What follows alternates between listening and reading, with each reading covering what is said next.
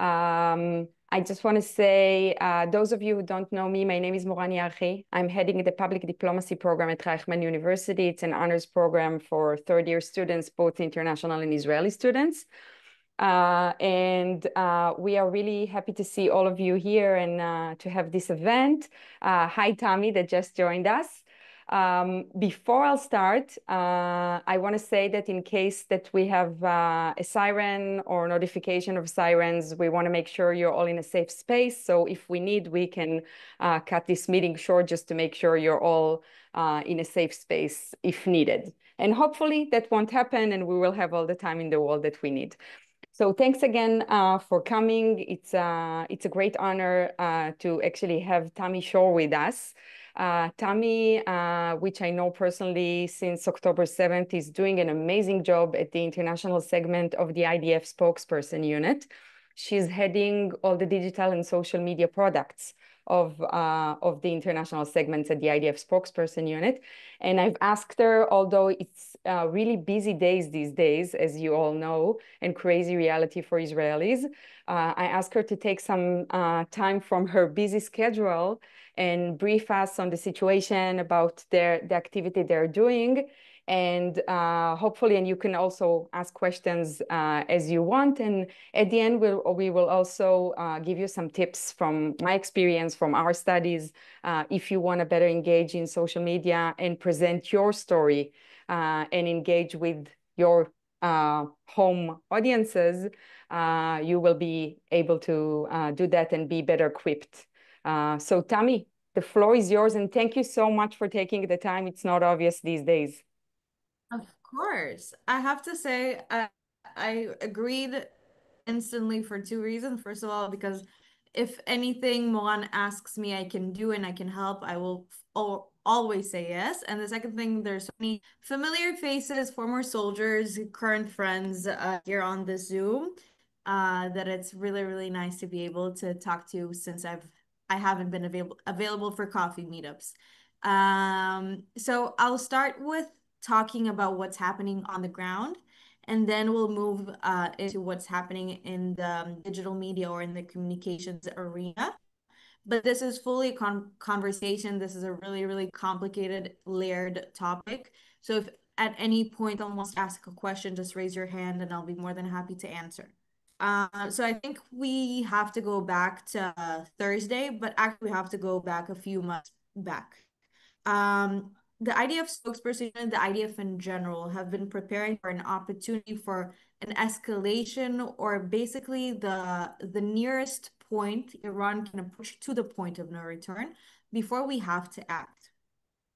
So the military has been preparing, not only the military, all different branches of security agencies here in Israel have been preparing, and the same goes for the spokesperson unit. This is a very, very different conflict from what we've had since October 7th. This first time we're fighting against the ruling entity of a sovereign country. What Israel has been doing up until now, up until last Thursday, is some forms of guerrilla warfare.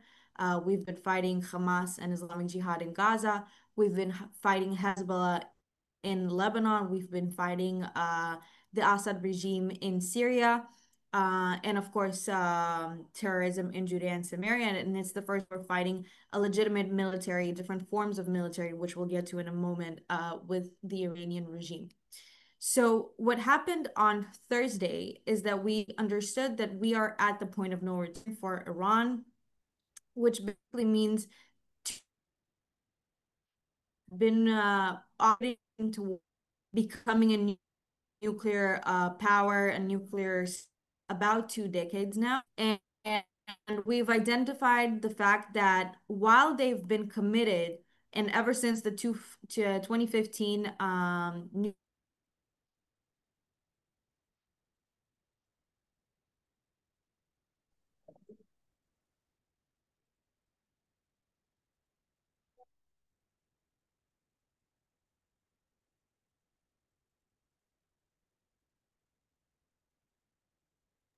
Tammy, there's a problem hearing you. Yeah, let's try to make sure the connection on the IDF side is better. It better be.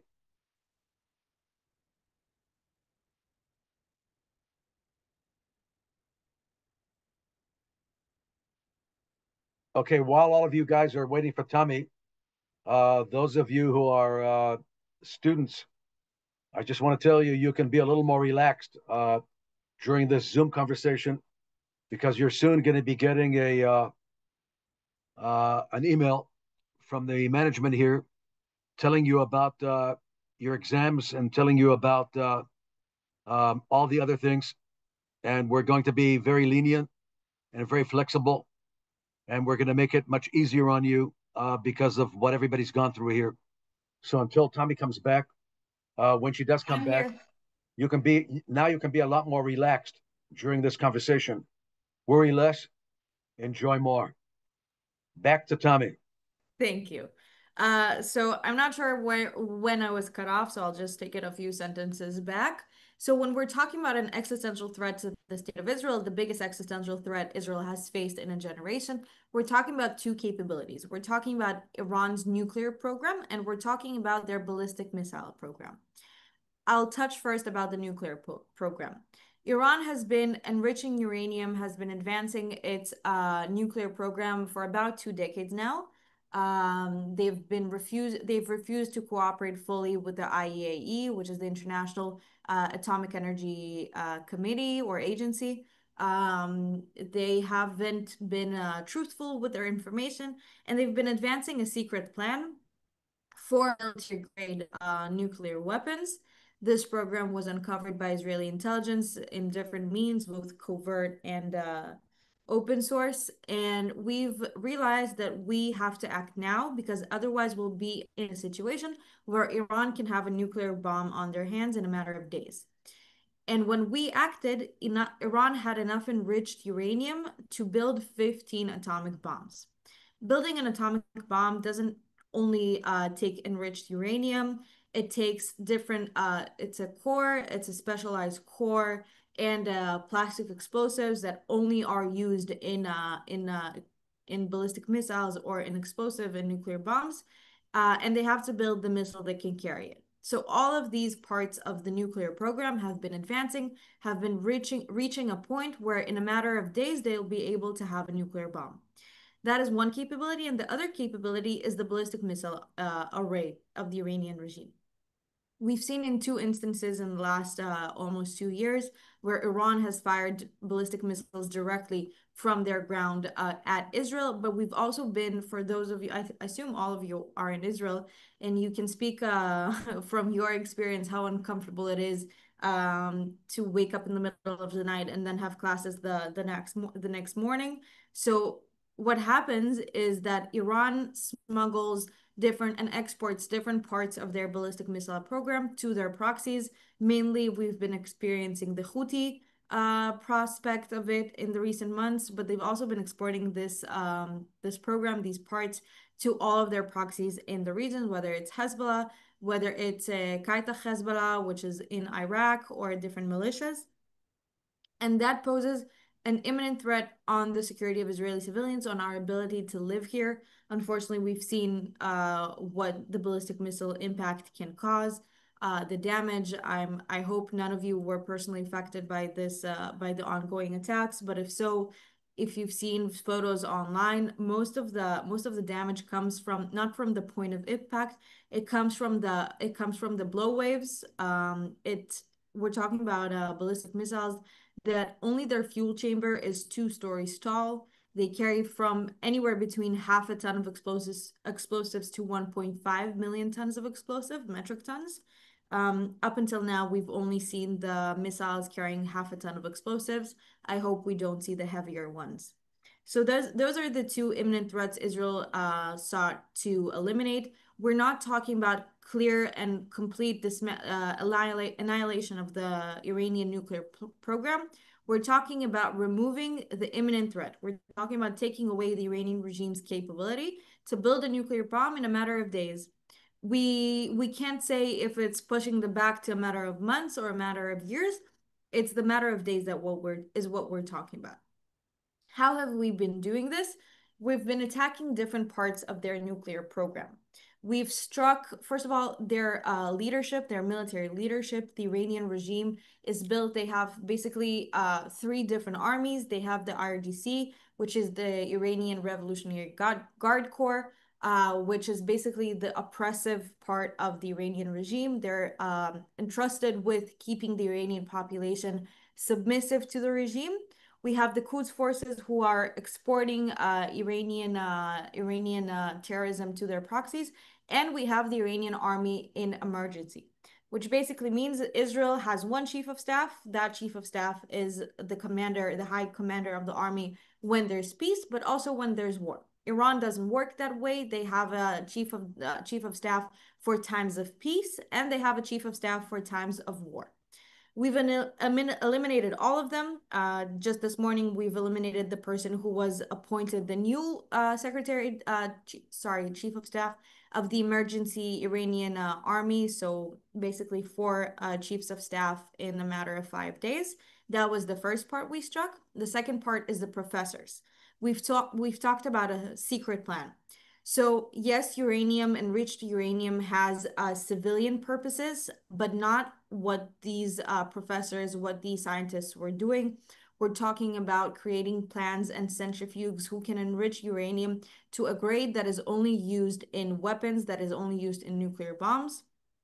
So we've eliminated 15 of these professors who were the heads of the Iranian nuclear program for decades.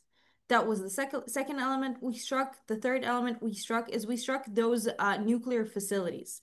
One of them is in Isfahan, and the other one, I'll get back to you with a specific name. So what these plants have is they have small amounts of enriched uranium. It was very, very important for us, both in the operational planning, but also in how we approach this war on a PR level, to emphasize the fact that this is not an act of aggression on the Iranian people. I'm not sure if there are any people, but a lot of Israelis are of Iranian descent, of Persian descent.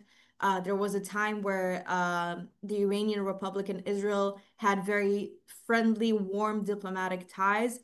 This is not an act of aggression towards the Iranian people. It is an act of aggression towards the Iranian regime, which is why it was very important to us when striking these nuclear plants to make sure there is no risk of a catastrophe.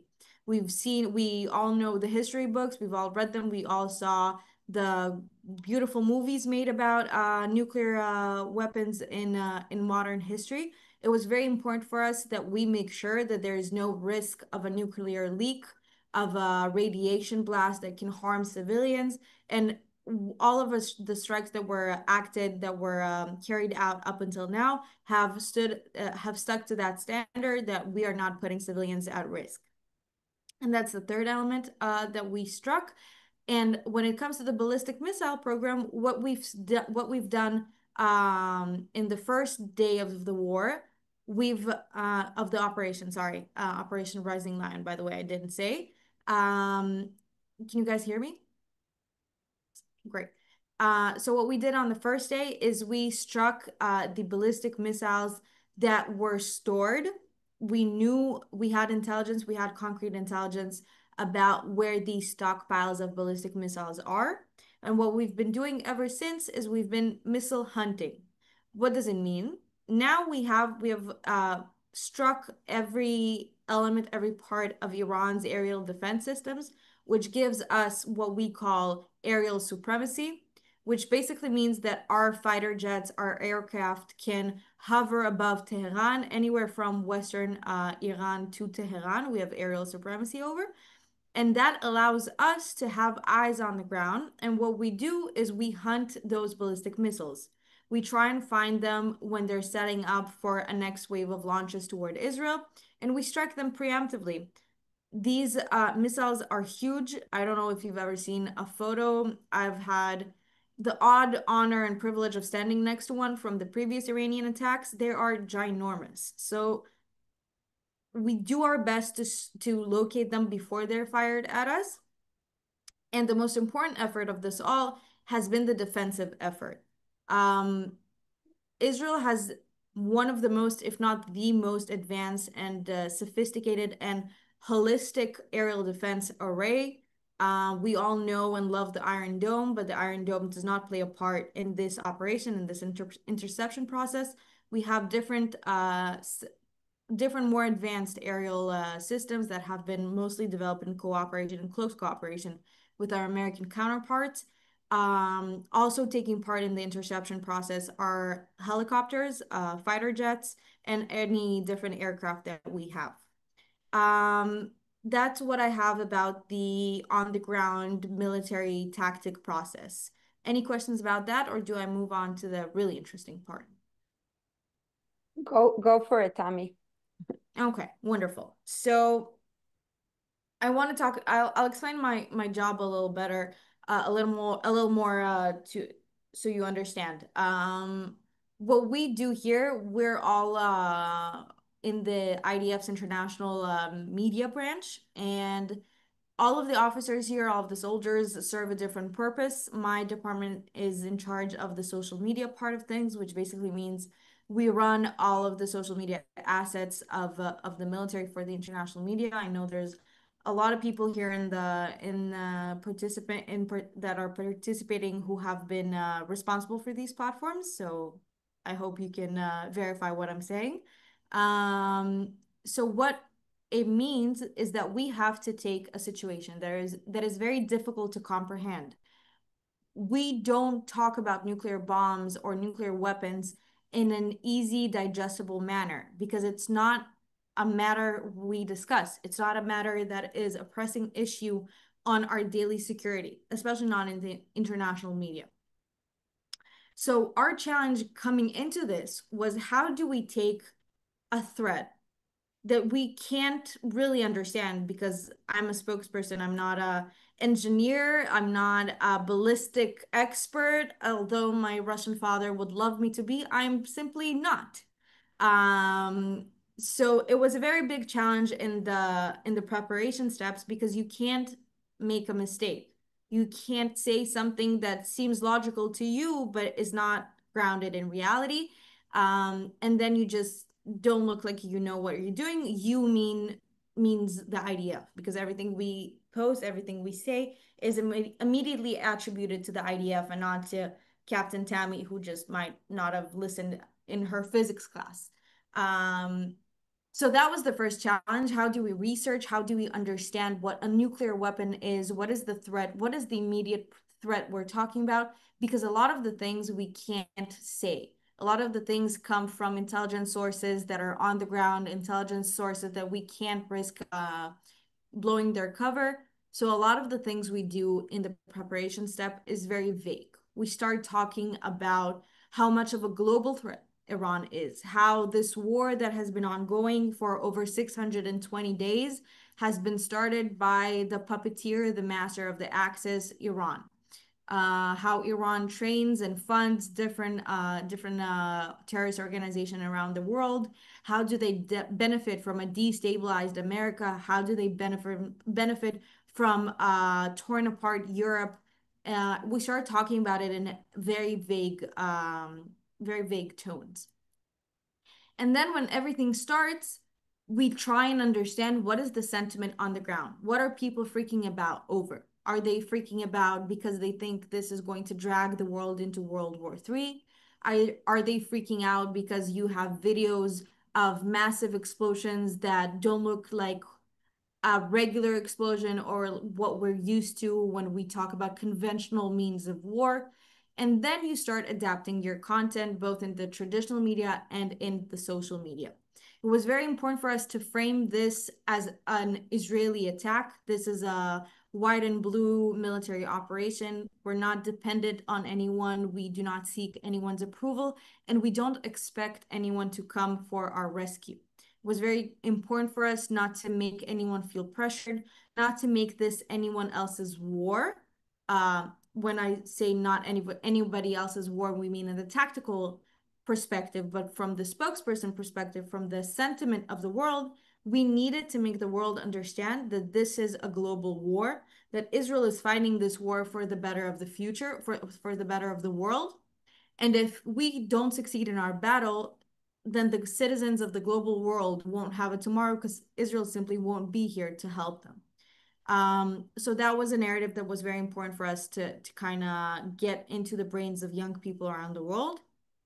There are different ways for us to do it. As eloquent as spokespeople for the army might be, there's an inherent challenge in resonating or feeling sympathy towards a person in uniform. At the end of the day, we made a choice. We are wearing uniform. We're legitimate military targets, and it's very hard to resonate with what we're saying. So we have a lot of influencers that we work with, a lot of influencers who are interested in hearing more information and receiving better understanding of what is happening. Because let me tell you, lifestyle influencers don't know a lot about nuclear bombs. And we felt the need to inform them and to explain to them why it's a big deal. And why does the girl that does hauls on Amazon on her TikTok channel, how does Iran impact her following? How does Iran impact her followers? Because Iran is a threat to global trade. Iran is a threat to the stability in the region. And that means that her followers won't get a 10% coupon code because there simply won't be an Amazon to order from. So we take a lot of different approaches towards cooperation with influencers. We also have a lot of official spokespeople, people like Jonathan Conricus, like Doron Spielman, who are names you might have heard or seen in traditional media, who are basically interviewing as civil spokespeople. They're not in the spokesperson unit. They have nothing to do with the army, but we are here to give them professional guidance and any feedback if they're interested in it. And of course, the diplomacy part. When you're fighting a sovereign nation, there's a lot of answers that the world wants. And the world is not just the public. The world is also the world's leaders, its policymakers, its decision makers that have to understand the reasoning behind your actions so they can then go and influence their inner circles. So it's a lot of information. It's a lot of intricate information and delicate messaging that you have to cater to different audiences. Because don't forget, there's an Israeli public. There's 10 million people who have been running to shelters for 5 days. Those of you who grew up in Israel were probably raised on the fear of the Iranian regime, the fear of the prospect of a nuclear war.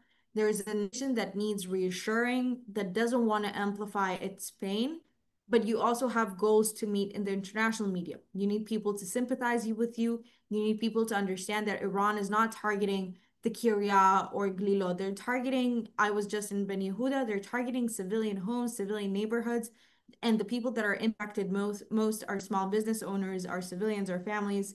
So that was a message that we keep conflicting over, because how do you amplify your loss without making Israel feel like a loser? And of course, Persian media, that if any of you have been exposed to the incredible work our Persian spokespeople are doing, which is, by the way, a completely brand new function that was only started after October 7th, because we understood we have the necessity to talk to the people of Iran, people who want to read and receive media and information from sources that are not regime affiliated. And we can actually say that about 85% of our following on the Persian accounts is from Iran. 35% of them, if I'm not mistaken, are from Tehran specifically, and kind of give them the messaging that we think is more appropriate to a republic that doesn't necessarily agree with the regime, without it coming off as if we want to overthrow the regime. Because if you go back to the first sentence I said, overthrowing the regime is not the goal of this operation. We did not embark on this journey to overthrow the Iranian regime. We went on this operation. We operated based on concrete intelligence that we need to act now to remove two very, very existential threats to the state of Israel that will determine if we can stay and live here, or this is the end for the state of Israel in the foreseeable future. With that, I end my rant and open it up for questions if you have any. Okay, guys, if you want to ask any questions, just raise your hand. Tammy, I will actually start it. I'm going to start with just a general question. You guys been doing an amazing job for the last 20 months or so. How do you create content? How much of it is created beforehand and how much of it is as you go along? And how do you train young actually soldiers that are basically kind of like the students that are with us right now, to be knowledgeable enough about each and every issue so you can create content that would be accurate, relevant, and also resonate nicely with your target audiences. So as for your first question, a lot of it is not, we can't create it beforehand because obviously we try and keep information in close circles as possible, especially when we're talking about an Israeli strike on Iran. So there was a very, very small circle of people who knew. I was writing scripts on a notebook with a pen and paper, locking them in my drawer, taking the key with me, and hoping no one ever finds it for about for several weeks. And then when you understand that this is happening in the immediate time frame, you start pulling in people you trust, people you know, understand the consequences to the security of the state, and start working on materials in completely sterile environments. We have a room here in the spokesperson unit that is called the SHOS room, or the super secret room, where you work on computers that have no connection to the outside world. They don't have Bluetooth, Wi-Fi. They go through the intelligence directorate, and you're able to work on secret projects just there, only there. And that is what we did. And as for your second question, I think a lot of the understanding the soldiers have come from understanding the responsibility of their position, and ignorance on their part means ignorance in the from the world. So they have to be masters of their craft. They have to understand, they have to be knowledgeable, they have to ask questions. And at the end of the day, we're all here to help as much as possible. Again, what coming into this, I didn't have the first clue about nuclear weapons, and look at me, I'm talking for 30 minutes about nuclear weapons. So everyone can learn, everyone can progress. It's a matter of want and motivation, and also knowing your knowledge. A lot of the soldiers here in the branch are Olim Chadashim, are lone soldiers, people who come from a place where they understand the target audience better than me. So at the end of the day, it's a matter of understanding and living and breathing the digital space, and understanding the matter at hand. Great. Ariel.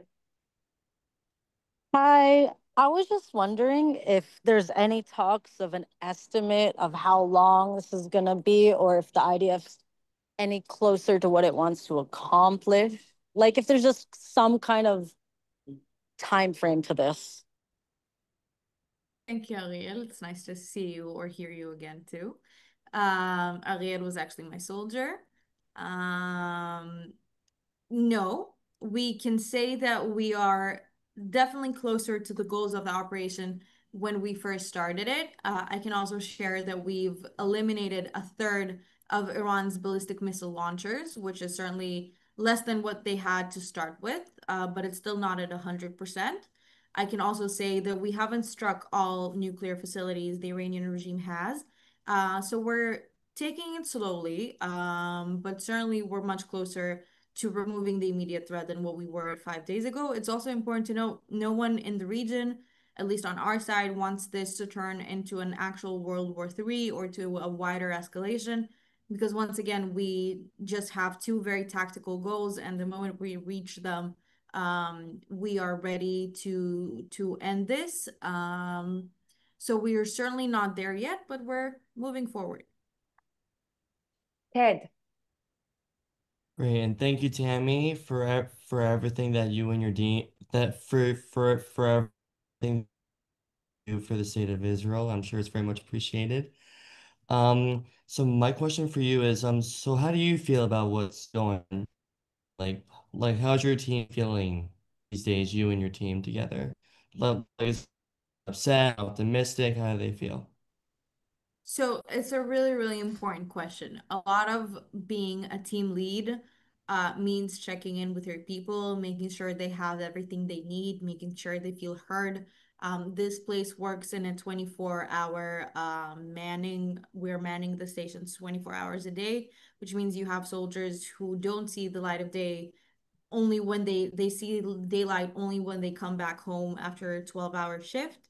So a lot of it comes from open and frank conversations about what are the needs, what do the people need, where do they feel like they're not being heard, where do they feel like they're being professionally frustrated. A lot of the times I don't have good answers. Once again, it's an operation with Iran. Certainty is the only thing that's certain. Uncertainty is the only thing that's certain here. Um, but I feel like, again, being a soldier here, being an officer here, gives you something to do. It gives you an immense, at least for me personally, it gives you an immense sense of purpose, of contribution. And you always have something to do. Even when you're sitting in the mamad, you're thinking about ideas for tweets, about ideas for posts. And that gives you something else to focus on other than the fact that there are ballistic missiles being fired at you. So that's always nice. And yeah, I think for now we're fine. Obviously, everyone's very tired. It's very tiring to do 12-hour shifts, 12 hours at home, and again and again and again. But once again, it's a very deep sense of purpose and a sense of loyalty to the place you're in, because you understand that if you fall down, it means the team will have to carry a heavier load, and no one wants that. Mm-hmm. Mm-hmm. Great. Tami, I know that your team are working really hard and you're creating the official message of the military of the State of Israel. And knowing you and knowing the team, I know there are a lot of things that you wish would have been said or distributed out there and people around the world could know, but that is not something you can present in uniforms or as the official spokespeople of the State of Israel. We have a lot of people here that are active on social media and they have international followers and friends. What would be the messages you think are not resonating or you think the IDF couldn't promote that you would wish other people would and maybe be more effective? I think the most important message is something I touched on, and we're trying to skirt around, is the fact that this is bigger than, it's not an Israel-Gaza war, it's not an Israeli-Palestinian issue. This is not what we're talking about. We're talking about a global war that could risk uh, all of us. It doesn't only risk Israelis, it certainly doesn't only risk Jews. It's a wider conflict that influences the entire region, the entire world. And I think that's a message that's not being communicated well enough to the outside world. It influences America, whether it's like economy, security, safety, travel, any aspect of civil life. Obviously, it influences closer states, both in Europe and in Eurasia. So I think a message that we as the army have a difficulty communicating without touching any exposed nerves is the fact that this is a global war and Israel had to act.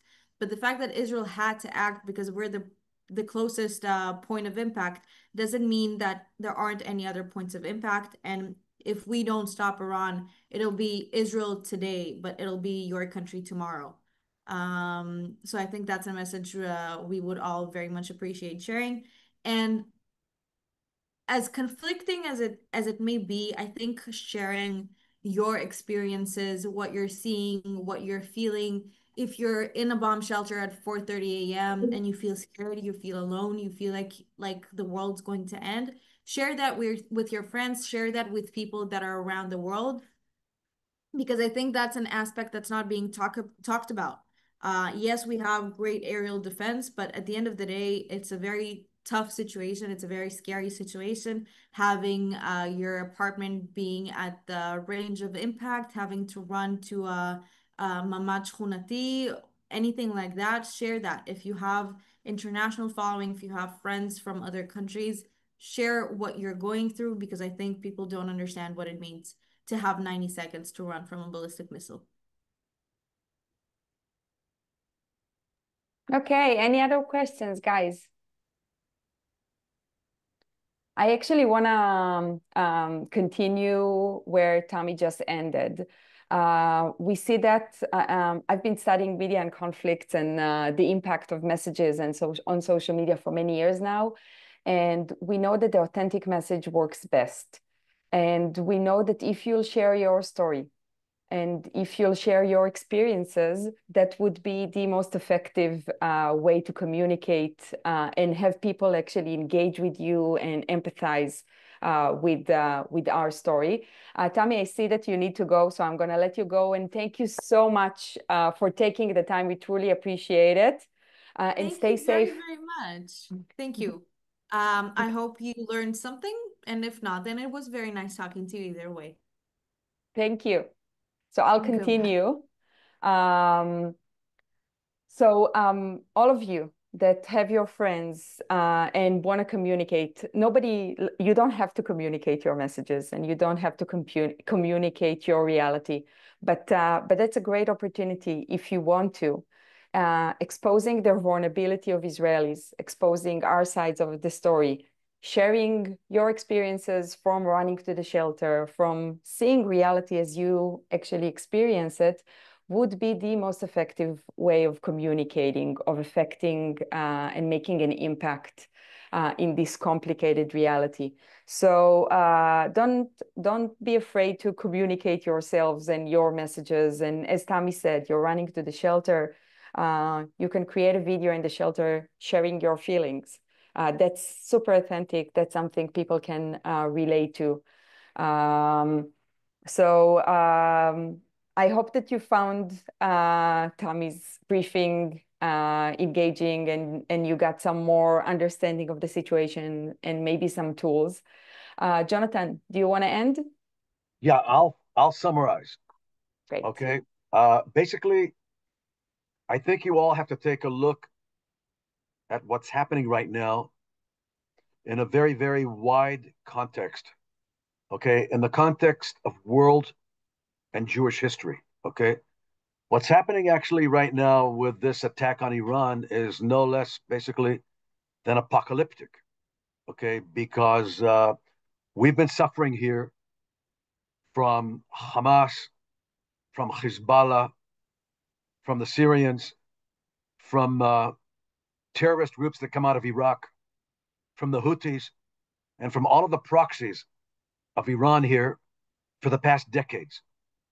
And as a result of what Iran has done to the Jewish people and has basically done to the state of Israel, they've murdered thousands of Jews and Israelis over the year.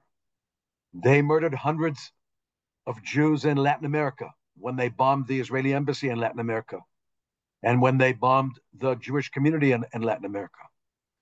They've been up to shenanigans for years, and to a great extent, this is something that we have to do. Ultimately, we probably should have done it earlier, but better late than never.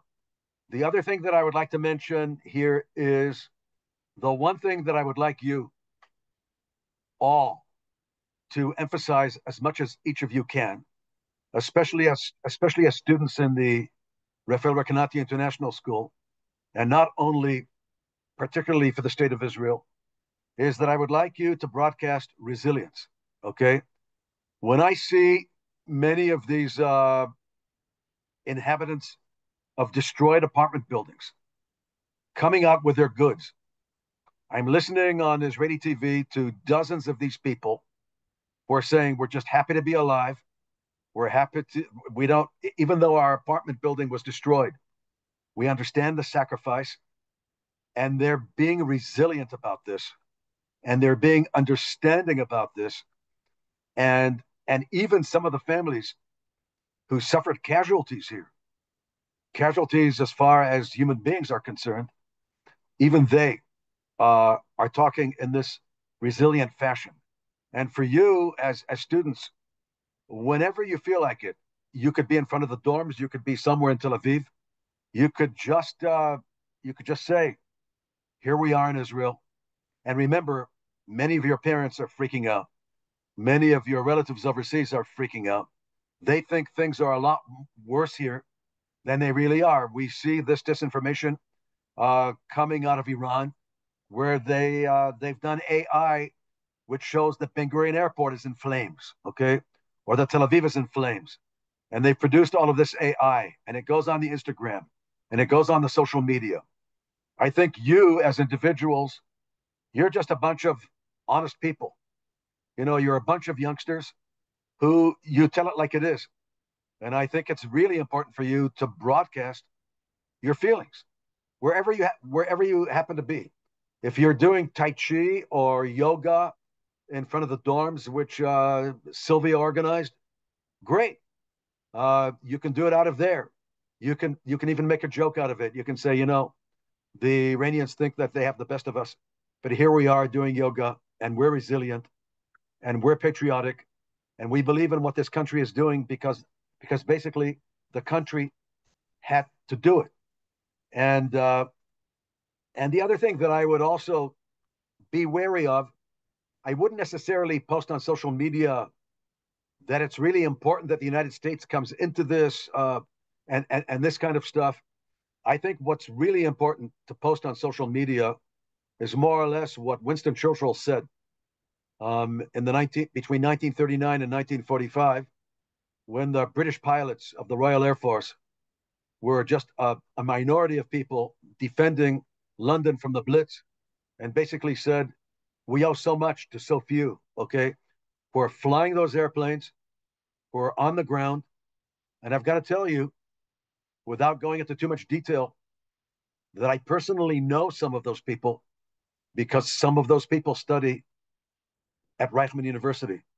In fact, some of them studied at the Rafael Recanati International School. Some of the people who are responsible for what's going on right now, in the air, on the ground, et cetera, et cetera, et cetera. So you can be very proud.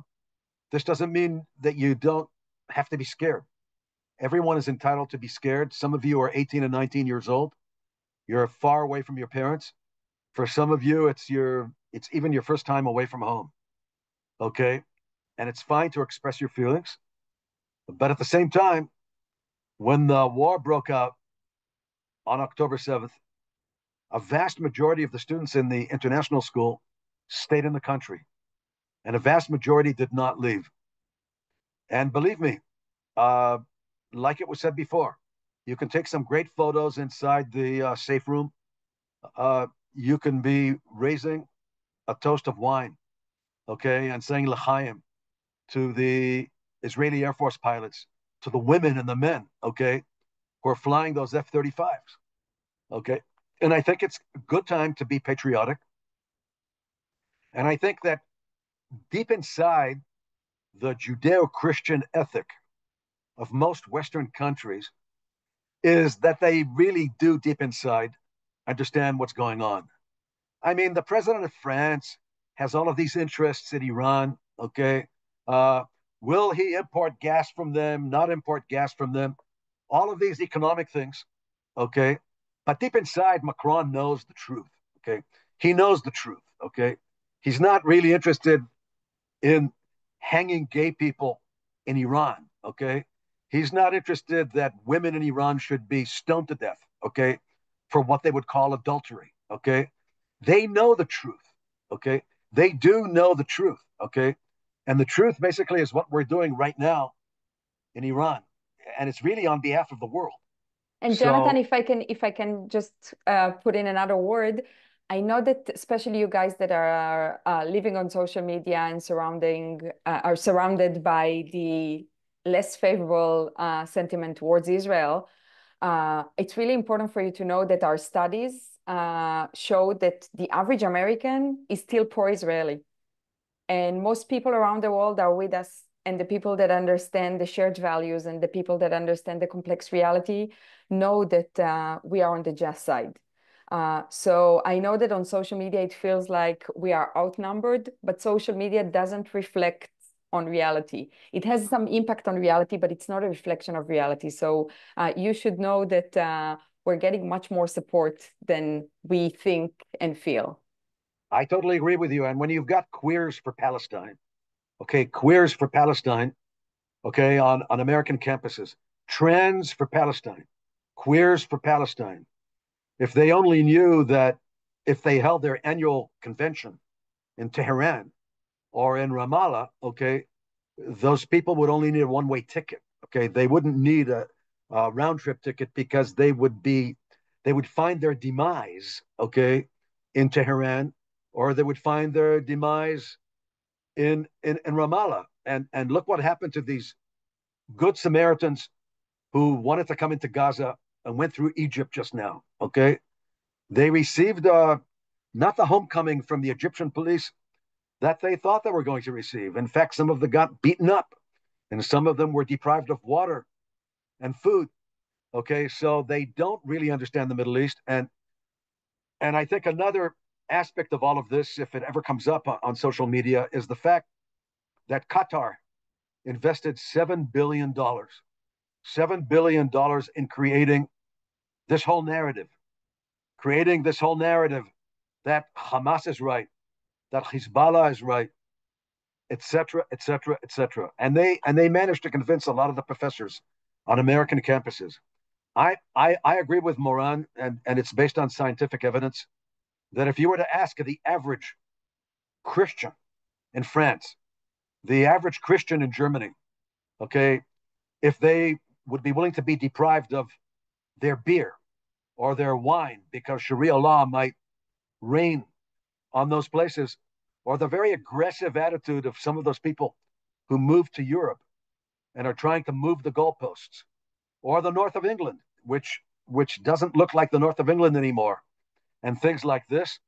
Most most British people who had grandparents or great grandparents who fought in World War II, okay, I mean, the backbone of Britain is still a Judeo-Christian ethic.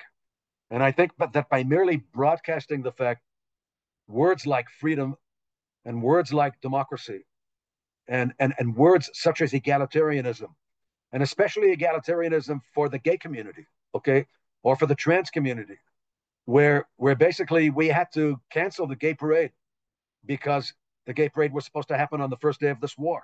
So it was canceled. But all of those buzzwords, I think, are important in just basically providing um, a normative kind of vibe, a normative kind of, and I don't really think you need to be professional social media freaks. I think you just need to broadcast what you naturally feel at any given moment. Like Moran said, it can be 4 in the morning in a mamad. It can also be just being in the marketplace and seeing a bunch of resilient Middle Eastern Jews who get it. Uh, and I think the other thing that's important to know is that a majority of the people in Israel came from those Middle Eastern countries.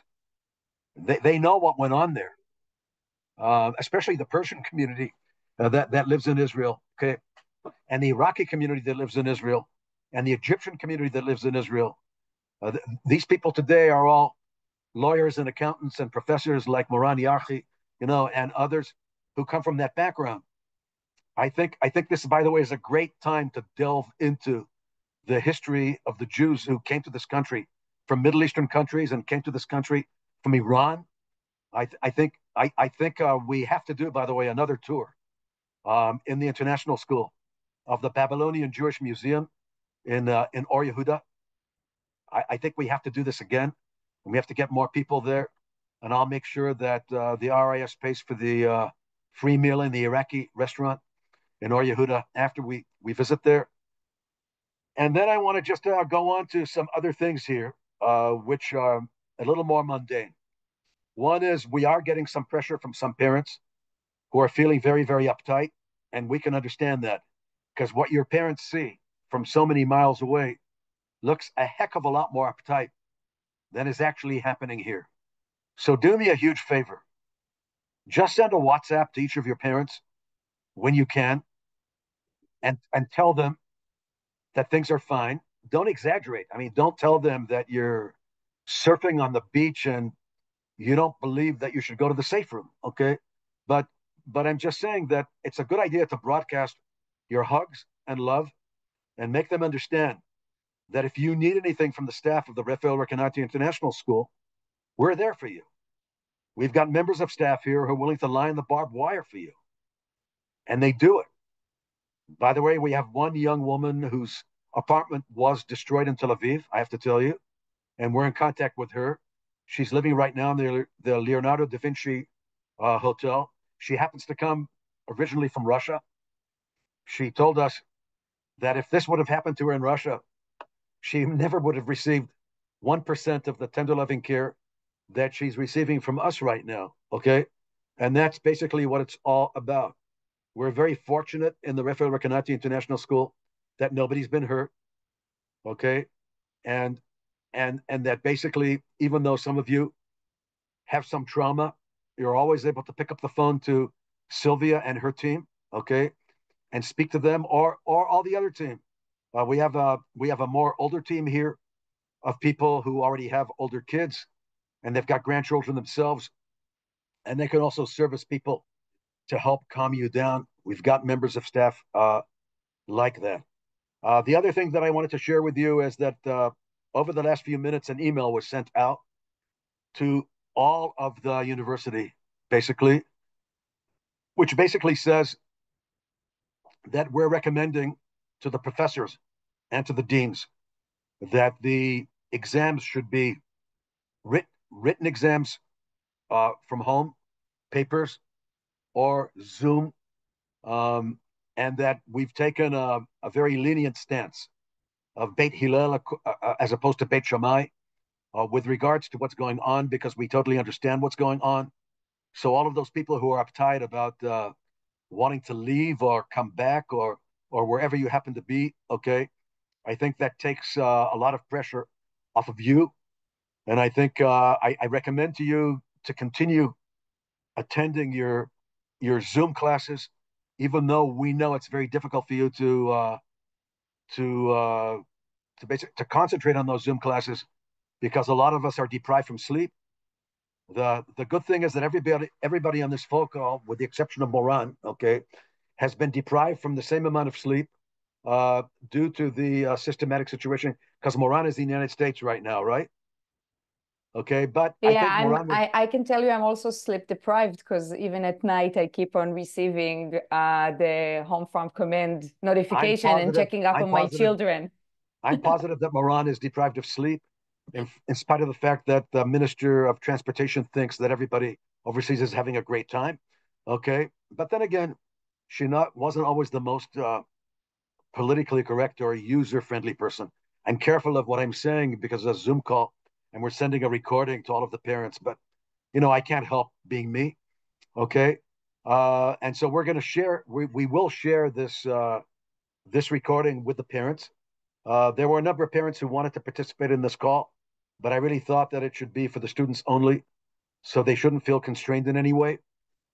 And I want to thank Moran very much for initiating all of this. This was Moran's initiative, and I really want to thank the staff of the RRIS, Liron and Karina and everybody else who basically implemented this within 24 hours. I think we had 120 people on this call. Is that what we had, Liron? About 120 people on this call. I mean, I counted 6 screens times 20, so that's the best I can do. I'm not very technological. There's probably one other place that I could just press and I would see that it was 119 or 118, but I love counting screens. Okay. And if any of you feel that you want to continue having these discussions, that's fine. My gut feeling is that we are giving the Iranians the whacking of their life, the whacking of their life. We control the skies of Tehran. This doesn't mean that it's not dangerous for these pilots to fly there. It's still dangerous, and we have to pray for their safety. We have to pray for the people on the ground who fight for Israel all over the Middle East. And I assume we have people on the ground all over the Middle East helping us, and pray for their safety as well, and pray for the safety of those who are still fighting in Gaza. And I'm really, really hoping, by the way, that as part of the results of what's going on here, possibly there might be some psychological warfare vis-a-vis the Hamas, that they may start getting a little more scared, in that the head of the rattlesnake is being skinned right now in Tehran, and that rattlesnake in Tehran is the one that provided a vast majority of the resources for Hamas over the years, including all of the rockets and missiles which were smuggled into Gaza through Sudan and Sinai and right through all of those tunnels in between Egypt and Gaza. And it could very well be that some of the remaining leadership of Hamas might become a little more flexible. And I'm hoping over the next few days we might hear a few words about release of more hostages. I think it's very, very possible, much more possible than it was a week ago or 2 weeks ago, by the way, in my view. That's my personal view.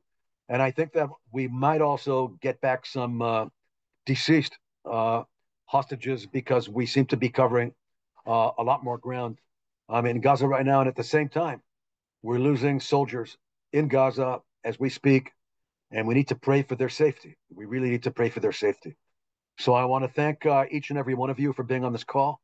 Next year, it appears that Moran is probably going to be organizing a very serious social media program, which we're trying to finalize right now. We're trying to finalize a donation, and this will be a social media program where Moran will be training individuals on campus to become social media experts, and it'll be an amazing course.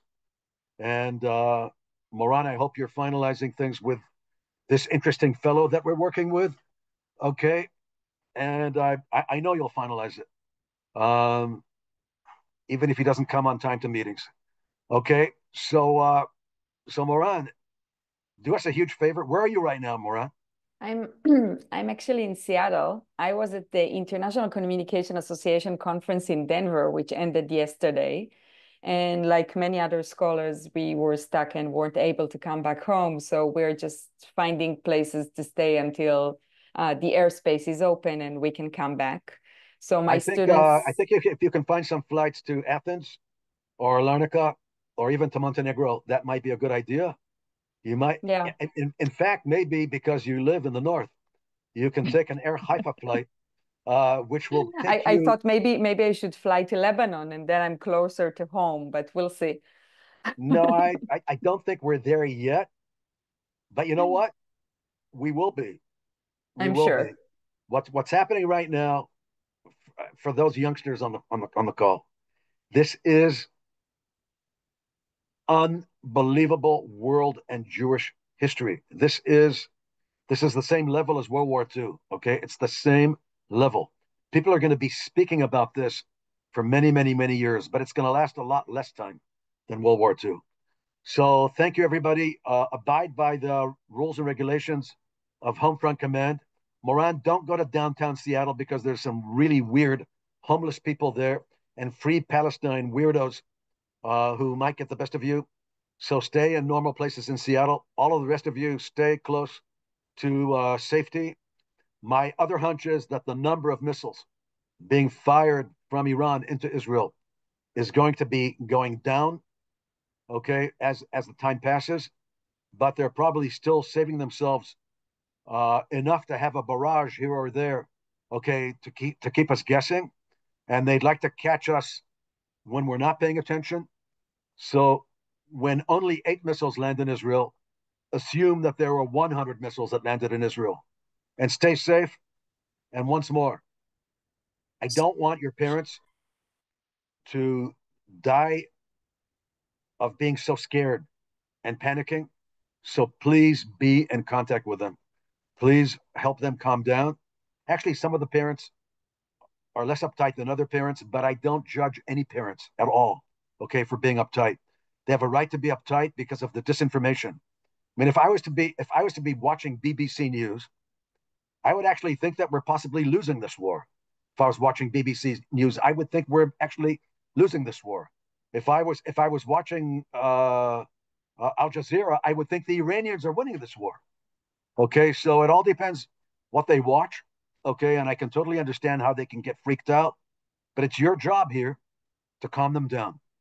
Laila Tov, everybody. Thanks again, Moran. Thanks again for the dedicated staff of the RRIS. Sorry, there's a question in chat that a lot of us would like to be answered about like evacuating some students. like Okay. people who are interested in leaving like via boat to Cyprus, like a lot of the programs have done. Does the university have like any intentions of doing that? No, we're not experts in evacuations. We're more experts in bringing people to Israel, actually, than evacuations. But it's all over the social media, and if you want to see if you can get a flight out of here, you can always contact your local travel agent if you have a travel agent and get advice. But we're not going to be working on evacuations from Israel. We're probably working on bringing people to Israel.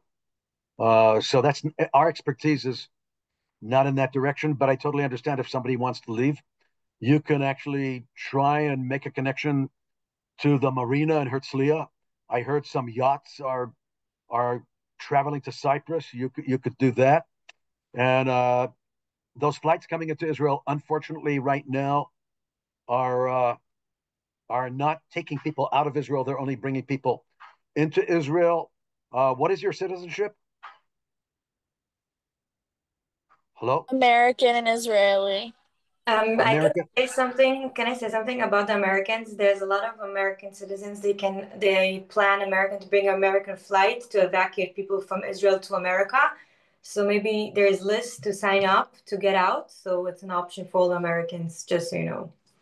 Or you can, if you're an American citizen, you can just go over the Allenby Bridge and fly Delta Airlines out of Amman, okay, to the United States. If you're an American citizen, you can do that too. Okay. Um, and uh, and actually, the Americans who are trying to get Americans out of here, they're not trying to get American citizens out of here. They're trying to get some diplomats need to leave here or families of diplomats, but the America officially as a country is not evacuating anyone from Israel, not one person. Okay, from Israel. Families, my friends' families, so they did it last time on 7 October, and they signed up again for something like that. It's probably going to happen. So maybe they should Or there just. may be some independent social media groups who specialize in evacuating from Israel. Every time it gets a little tough here, which is fine, which is great. It's expensive, but it's fine. All I can tell you is that I'm staying here. I'm not evacuating. My 11 grandchildren are not evacuating. My kids are not evacuating. The RRIS staff is not evacuating, and Moran Yarchi wants to get back to Israel. So it's and it's luckily because you're not in Iran, and because it's a free country, everybody has a right to do what they think is right. And I do know a number of parents who want their kids to be evacuated from here. They have no problem if they have foreign passports. Using their foreign passports, go over the Allenby Bridge to Amman, take a flight directly from Amman to the United States, directly from Amman to Great Britain. You can do that. I do not recommend doing that if you're an Israeli citizen, okay? Because there's a warning for Israeli citizens not to be there, but if you're just a foreign national, go directly to Amman. Do not pass go. Do not collect 200. It's pretty simple, okay? Make sense? Did I answer your questions? Annika, are you evacuating to Holland? Seriously? No, of course not. I'm here. Oh, you're not? Okay. No, I was going to tell you that I don't think KLM is flying here right now. Yeah, no problem.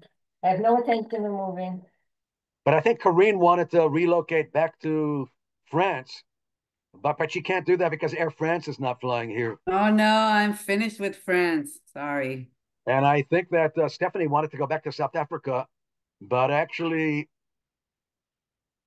there's no flights. Even Ethiopian Airways is not flying here, so she can't get to South Africa. I'm So fine. you'll all just have to make. We're Have to all just here. make We're do. staying here. Actually, Sarit wanted to go back to Yemen. She didn't tell me if it was the Houthi part of Yemen, which is Shia, or the Sunni part of Yemen, which is Sunni. Okay, she didn't tell me actually. Yeah. On that very happy and jovial note, are there any other questions people want to ask me? Nothing else? Okay, guys. All the best. Have a great evening. לילה טוב. Quiet evening. Bye. תחזרי מהר, מורן. על זה. ביי. ביי ביי. Bye.